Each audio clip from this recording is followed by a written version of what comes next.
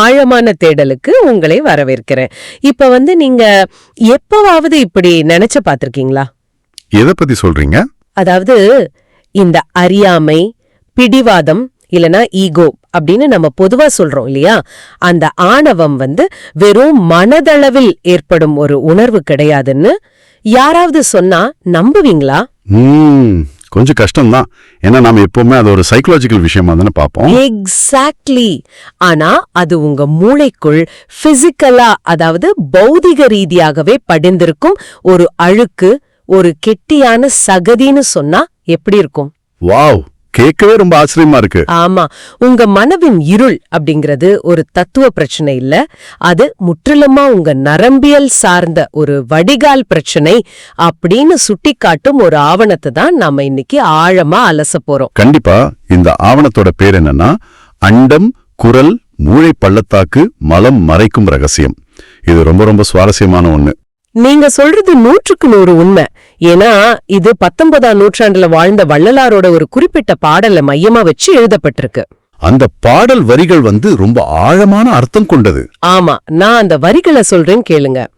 உள் நின்ற அழுக்கை உருட்டி தள்ளி உன் மெய் நின்ற ஒளியை மேவ மாட்டாயோ, தண்ணீர் அழுக்குற்று தளர்ச்சியுற்றே என் கண்ணீர் குழம்பாய் கலங்கினேனே.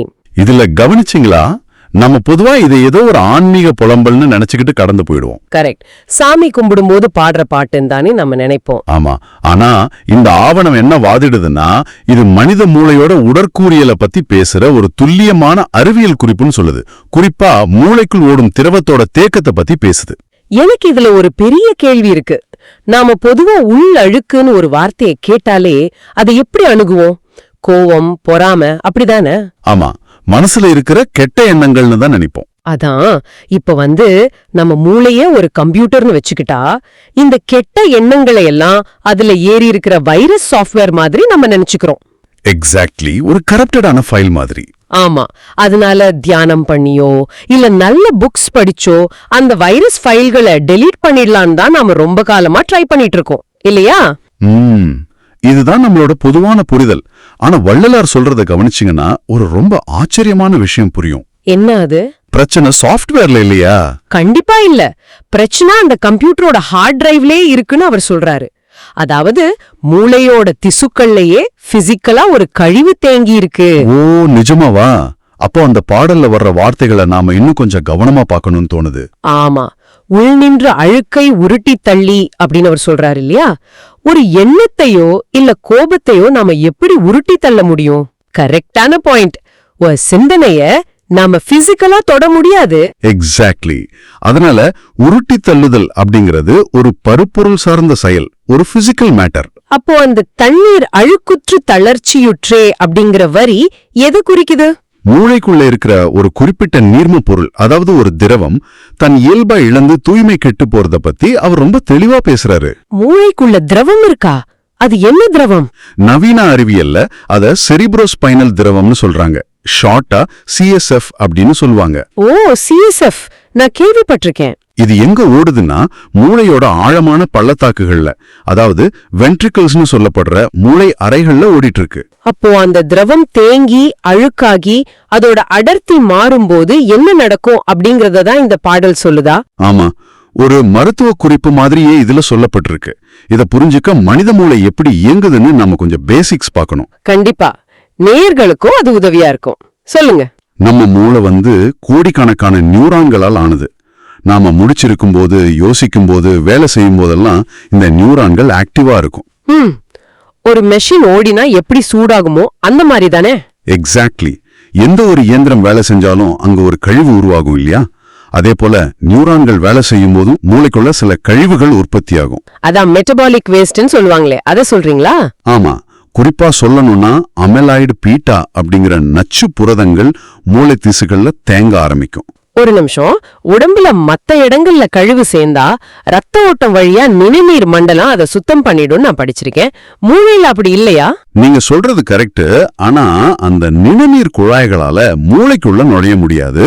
மூளைக்குன்னு ஒரு பிரத்யேகமான பாதுகாப்பு அரண் இருக்கு. ஓ, பிளட் பிரெயின் பேரியர்னு சொல்வாங்களே, அதுவா? ஆமா, அதனால மூளை தன்னிடம் சேர்ற அந்த கழிவுகளை வெளியேற்ற தனக்குள்ள ஓடுற அந்த செரிப்ரோஸ்பைனல் திரவத்தை தான் பயன்படுத்துது. புரியுது. ஆனா எனக்கு இங்க ஒரு சின்ன சந்தேகம். கேளுங்க. இந்த திரவம் எப்படி மூளைக்குள்ள போய் அந்த நச்சு புரதங்களை சுத்தம் செய்யுது? இதுக்குன்னு தனியா ஏதாவது பம்ப் பண்ற அமைப்பு உள்ள இருக்கா? அங்கதான் இயற்கையோட மிக நுட்பமான ஒரு சிஸ்டம் வேலை செய்யுது. அறிவியல்ல இத கிளிம்பாட்டிக் சிஸ்டம்னு சொல்றாங்க. கிளிம்பாட்டிக் சிஸ்டம் கேள்விப்படுறதுக்கு ரொம்ப புதுசா இருக்கே. இது எப்போ வேலை செய்யும் தெரியுமா? நாம முடிச்சிருக்கும் போது மூளைக்குள்ள இந்த சுத்திகரிப்பு வேலை பெருசா நடக்காது. ஓ, அப்ப நாம தூங்கும் போதுதான் இது நடக்குமா? கண்டிப்பா. நாம ஆழ்ந்த உறக்கத்துக்கு போகும்போது மூளையில உள்ள கிளியல் செல்கள் அப்படிங்கிற ஒரு வகை செல்கள் சுருங்கும்.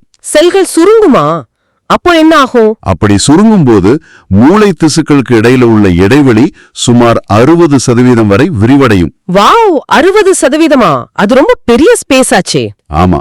அப்போதான் இந்த செரிப்ரோஸ்பைனல் திரவம் ஒரு கடல் அலை மாதிரி மூளைக்குள்ள வேகமா பாய்ந்து போகும். ஓ, அதனாலதான் தூக்கம் அவ்வளவு முக்கியம் சொல்றாங்களா? எக்ஸாக்ட்லி. பகல் முழுக்க நியூரான்கள் வேலை செஞ்சதால தேங்கி இருக்க அந்த கழிவுகளை இந்த அலை மாதிரி வர்ற திரவம் அடிச்சிட்டு போயிடும். ரொம்ப தெளிவா புரியுது. அப்போ அந்த திரவம் தொடர்ந்து ஓடிக்கிட்டும் சுத்திகரிக்கப்பட்டுக்கிட்டும் இருக்கணும் இல்லையா? ஆமா, அது ரொம்ப அவசியம். அப்போ ஒருவேளை நாம சரியான தூக்கம் இல்லாம இருந்தாலோ இல்ல வேற ஏதாவது பிரச்சனையால அந்த அலை மூளைக்குள்ள பாயாம போனாலோ அந்த திரவம் அங்கேயே தேங்கிடும். அதான், அப்படி தேங்கும் போதுதான் அது ஒரு சகதி மாதிரி இல்ல ஒரு சிலிகான் ஜெல் மாதிரி மூளை பள்ளத்தாக்குகள்ல கெட்டி ஆகுதுன்னு இந்த ஆவணம் குறிப்பிடுதா? கரெக்ட். ஒரு நதி தொடர்ந்து ஓடிட்டு இருந்தா அதுல உள்ள தண்ணி சுத்தமா இருக்கும். ஆனா அதுக்கே தேங்கி நின்னா என்ன ஆகும்? பாசி பிடிச்சு சகதியா மாறிடும். ரொம்ப நாத்தம் கூட எடுக்க ஆரம்பிச்சிடும். அதேதான் உங்க மூளைக்குள்ளேயும் நடக்குது. அந்த திரவம் கெட்டியாகி ஒரு கழிவா மாறிடுது. இங்கதான் எனக்கு ஒரு மிகப்பெரிய முரண்பாடு தோணுது. இது எப்படி சாத்தியம்னு எனக்கு ஒரு டவுட். அப்படின்னா முரண்பாடு சொல்லுங்க. இப்போ ஒரு பௌதிக ரீதியான திரவம் கெட்டியாகுது, ஓகே. ஆனா அதனால எனக்கு எப்படி ஆணவம் இல்ல அறியாமை மாதிரியான முற்றிலும் அருவமான குணங்கள் வரும்? இது ரொம்ப முக்கியமான தர்க்கம். ஆமா, ஏன்னா மூளைக்குள்ள ஒரு நச்சு புரதம் படிறதுக்கும் நான் மத்தவங்க கிட்ட பிடிவாதமா கோவப்படுறதுக்கும் என்ன நேரடி தொடர்பு இருக்க முடியும்? அத புரிஞ்சிக்க மூளைய ஒரு நெட்வொர்க் மாதிரி கற்பனை பண்ணி பாருங்க. ஓகே, பிசிக்கல் கழிவுக்கும் மனிதனோட குணாதிசயத்துக்கும் உள்ள தொடர்பு அது எப்படின்னு கொஞ்சம் விளக்குங்களேன். மூளையில உள்ள நியூரான்கள் ஒன்னோடு ஒன்னு எப்படி பேசுது? மின்சாரம் மாதிரி சிக்னல்கள் மூலமா தான் தொடர்பு கொள்ளுது இல்லையா? ஆமா, நியூரல் சிக்னல்ஸ்னு படிச்சிருக்கிறேன். இந்த தொடர்புகள் தான் நம்மளோட சிந்தனை, புரிதல், பகுத்தறிவு எல்லாமே. நாம புதுசா ஒன்ன கத்துக்கும் போது மூளைக்குள்ள புது நரம்பியல் பாதைகள் உருவாகணும். ஓ, நியூரோபிளாஸ்டிசிட்டின்னு சொல்லுவாங்களே, அந்த புது கனெக்ஷன்ஸ் உருவாகிறது தானே? எக்ஸாக்ட்லி.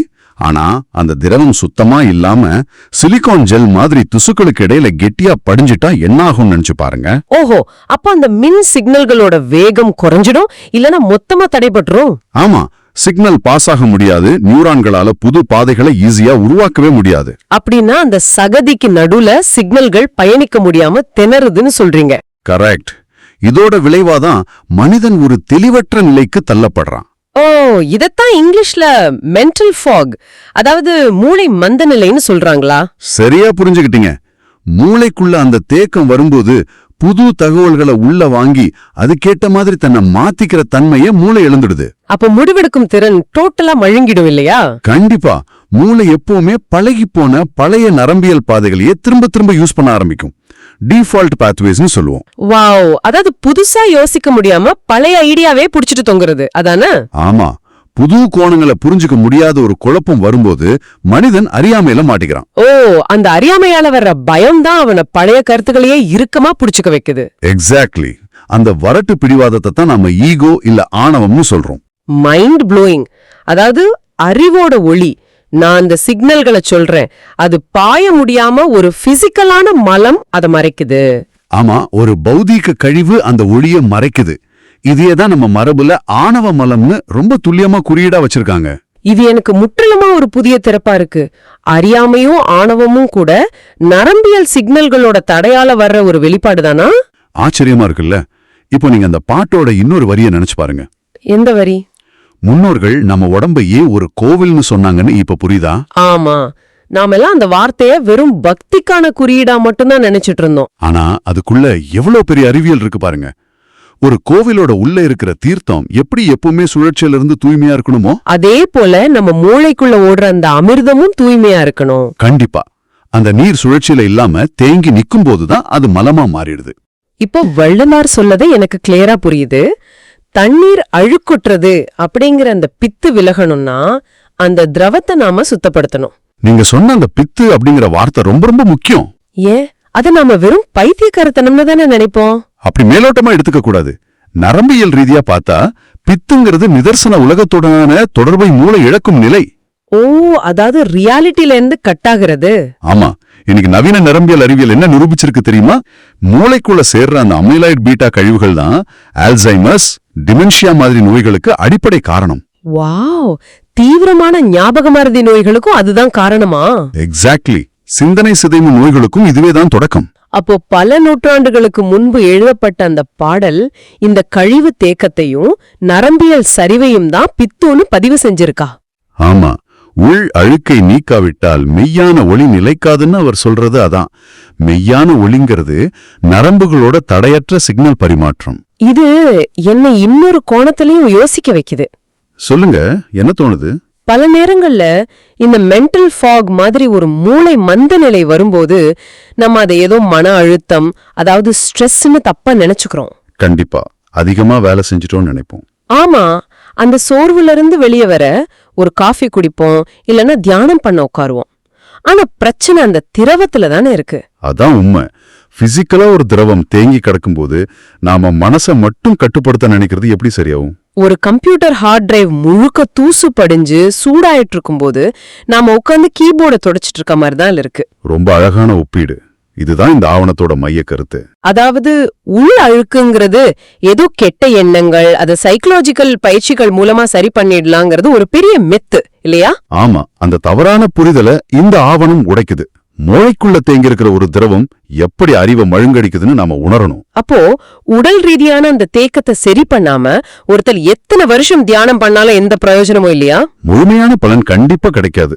மூளையோட உடற்கூறியல ஆரோக்கியமா வச்சுக்கிறது தான் எந்த ஒரு சிந்தனை தெளிவிற்கும் முதல் படி. ஓகே, இத கேட்டுட்டு இருக்கவங்களுக்கு இப்போ ஒரு விஷயம் ரொம்ப தெளிவா புரிஞ்சிருக்கும். ஆமா, அடுத்த முறை அவங்க ஒரு குழப்பத்துல இருக்கும்போது இது யோசிக்கணும். கண்டிப்பா. நீங்க வேலை செய்யும் போதோ, படிக்கும் போதோ, இல்ல ஒரு முக்கியமான முடிவு எடுக்க முடியாம திணறும் போதோ உங்களுக்கு அந்த மென்டல் ஃபாக் வந்துச்சுன்னா உங்களை நீங்களே ஒரு கேள்வி கேட்டுக்கோங்க. இது வெறும் ஸ்ட்ரெஸ் தானா, இல்ல மூளைக்குள்ள இருக்கிற கிளிம்பேட்டிக் சிஸ்டம் வேலை செய்யாததாலா அப்படிங்கிற கேள்விதானே? எக்ஸாக்ட்லி. என் மூளை பள்ளத்தாக்குகள்ல தேங்கி இருக்கிற நச்சு புரதங்களோட விளைவா எதுன்னு யோசிச்சு பாருங்க. இது உங்க உடம்பையும் மனசையும் பாக்குற விதத்தையே மாத்திடும். இந்த கண்டுபிடிப்பு நம்மளை இன்னொரு ரொம்ப ரொம்ப முக்கியமான இடத்துக்கு கொண்டு போகுது. அது என்ன இடம்? இதுவரைக்கும் நாம ஆன்மீக விடுதலைய பத்தியும் தத்துவங்களை பத்தியும் பேசினதா நினைச்சிட்டு இருந்த பல பழங்கால பாடல்கள் இருக்குல்ல? ஆமா, நிறைய இருக்கு. அது எல்லாமே உண்மையில நம்மளோட நரம்பியல் ஆரோக்கியத்தை பாதுகாப்பதற்கான துல்லியமான மருத்துவ குறிப்புகளா இருக்கலாம். வாவ்! ஆனா இங்க எனக்கு ஒரு புது கேள்வி வருது. கேளுங்க. மூளைக்குள்ள இருக்கிற இந்த திரவம் தேங்காம இருக்க, அந்த மெட்டபாலிக் கழிவுகள் வெளியேற தூக்கம் மட்டும்தான் ஒரே வழியா? வேற ஆப்ஷன் இல்லையா? அங்கதான் ஒரு மிகப்பெரிய ரகசியம் ஒளிஞ்சிருக்க வாய்ப்பு இருக்கு. ரகசியமா? நம்ம மரபுல சொல்லப்பட்டிருக்கிற வேற சில பயிற்சிகளுக்கும் இதுக்கும் தொடர்பு இருக்கா என்ன? யோகக்கலையில மூச்சு பயிற்சிகள்னு ஒண்ணு இருக்குல்ல, பிராணாயாமம், அப்புறம் தலைகீழா நிக்கிற சிரசாசனம், இதெல்லாம் நாம என்ன நினைச்சிட்டு இருக்கோம்? அதெல்லாம் வெறும் பிசிக்கல் எக்ஸசைஸ் இல்லனா மனசை ஒருமுகப்படுத்துற தியான முறைன்னு தானே நம்ம நினைக்கிறோம். ஆனா கொஞ்சம் அறிவியல் பூர்வமா யோசிங்க. மூளைக்குள்ள ஓடுற இந்த CSF திரவத்துக்குன்னு தனியா ஒரு பம்ப் இல்லன்னு நம்ம முதலே பேசணும். ஞாபகம் இருக்கா? ஆமா, ஹார்ட் மாதிரி மூளையில பம்ப் இல்லன்னு சொன்னீங்க. அப்போ அந்த திரவம் எப்படி உந்துதல் பெறுது? நம்மளோட சுவாசத்தின் மூலமா ஏற்படுற மார்பு கூட்ட அழுத்தம், அப்புறம் இதய துடிப்பு மூலமா தான் அதுக்கு ஒரு பிரஷர் கிடைக்குது. ஓ மை காட், அப்ப நீங்க என்ன சொல்ல வரீங்க? ஆழமான மூச்சு பயிற்சிகளும் குறிப்பிட்ட கோணங்கள்ல உடம்ப வளைக்கிற ஆசனங்களும் மூளைக்குள்ள தேங்கி இருக்கிற அந்த திரவத்தை வலுக்கட்டாயமா நகர்த்தி சுத்தப்படுத்துற மெக்கானிக்கல் பம்புகளா இருக்கலாம். நிஜமாவே எனக்கு கூஸ் பம்ப்ஸ் வருது. இதெல்லாம் மெக்கானிக்கல் பம்ப்ஸா வடிவமைக்கப்பட்டிருக்கலாமா? ஆமா, இதற்கான சாத்தியக்கூறுகள் ரொம்பவே அதிகம். இது ஒரு மிகப்பெரிய திறப்பு. நாம காலங்காலமா ஆன்மீக சடங்குகள்னு நினைச்சு செஞ்சுட்டு வர்ற பல விஷயங்கள் உண்மையில நம்ம மூளையே பயாலஜிக்கலா மெயின்டைன் பண்ற வேலைகளா? ஆமா, பயாலஜிக்கல் மெயின்டெனன்ஸ் தான் அது. கற்பனை செஞ்சு பார்க்கவே சிலிர்ப்பா இருக்கு. கவிதைங்கிற போர்வையிலயும் சடங்குகள்ங்கிற பேர்லயும் இன்னும் எத்தனை அறிவியல் ரகசியங்கள் நம்ம மரபுல ஒழிஞ்சிருக்கோம். கண்டிப்பா. அறியாமை அப்படிங்கிற அந்த சகதியை அகற்றி அறிவோட ஒளிய பாய வைக்க நாம இன்னும் நிறைய தேட வேண்டியிருக்கு. எக்ஸாக்ட்லி. நாம நம்ம மரபை இன்னும் ஆழமா தோண்டி பார்க்க வேண்டிய கட்டாயத்துல இருக்கோம். இந்த அற்புதமான ரொம்பவே சிந்திக்க வைக்கிற விஷயத்தோட நம்மோட இந்த தேடலை நாம முடிவுக்கு கொண்டு வருவோம். ரொம்ப சிறப்பான ஒரு அலசல் இது. மீண்டும் ஒரு சுவாரஸ்யமான ஆவணத்தோட ஆழமான அலசலோட உங்களை சந்திக்கிறோம். அது வரைக்கும் உங்க மூளை பள்ளத்தாக்குகளை சுத்தமா வச்சுக்கோங்க. தொடர்ந்து சிந்தியுங்கள்.